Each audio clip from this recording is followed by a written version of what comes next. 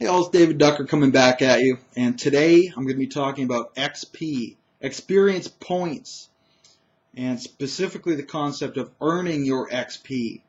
I did another video on XP in general. This one's more specific.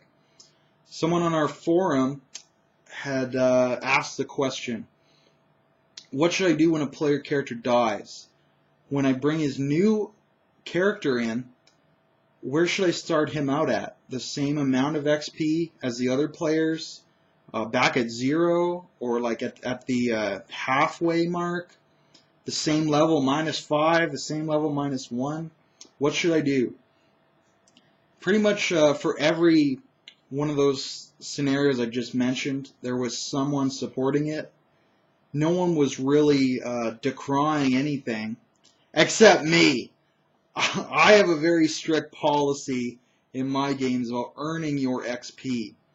You get XP in my games in two ways.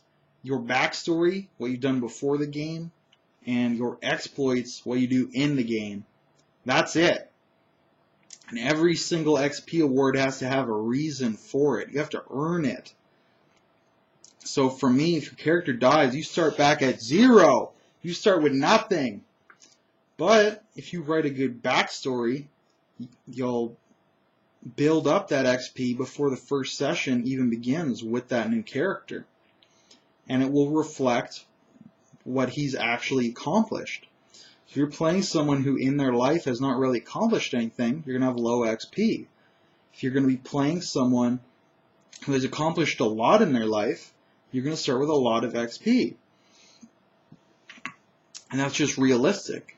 Because I think we've all seen in games someone start as a character at a high level, and you start to talk to them in character, and you realize that they're a rookie.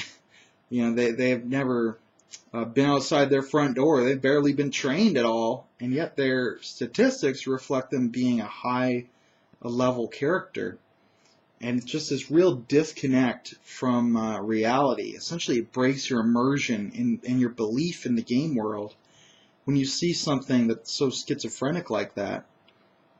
So for me, I always play the realism. I always push it to be real, to have the mechanics reflect the reality and not the other way around. So what that means is you got to earn your XP. If you want to come in as a badass fighter, think of how your character became a badass fighter. So you got training. Is he trained on different masters, different weapons, different schools of fighting?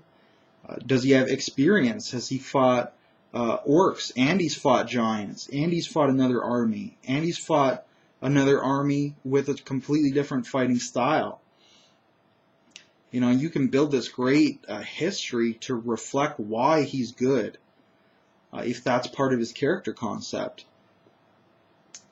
So for me, again, like I just said, it's all about realism. If you want to be the big man on campus, backstory should reflect how you got there. And if your backstory doesn't reflect you as being powerful, you shouldn't expect to be powerful. Nobody's going to spoon feed you and just hand you things. If your game master does that, Game Masters, if you do that, you're encouraging the players to slack off, to not write backstories, to not help you out.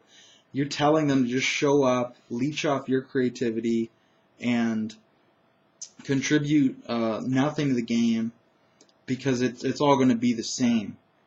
See, my players are highly motivated to work hard if they want XP. Also, for me to invite them back to the next game. Because I will cut you from the game if you're not bringing the thunder. So, James, for example, his character Theodore in Return of the Runefangs, started out with, I believe, 60 XP, reflecting his backstory. Whereas our new player, Kevin, playing Blaine, just introduced into the game, but he has a backstory that reflected about 170 XP from my recollection. So he's more than double James in his experience points. even though James has been in the campaign for 3 sessions, and Kevin is coming in fresh, he's like twice as powerful as James. Because his character, according to his backstory, should be twice as powerful as James, according to his backstory. So if James wants to catch up, all he has to do is write more backstory. All he has to do is help the GM, and his character will become stronger from doing that. It's a great mechanic to reinforce. Help your GM. Or just be more active in the game. Create political alliances. Create romances. Betray allies. You will get XP for everything that you actually do. So wallflowers will not get much XP. Storytellers who push the pace, they're going to get lots of XP. Because their character's doing things. They're experiencing things. That's what XP should reflect.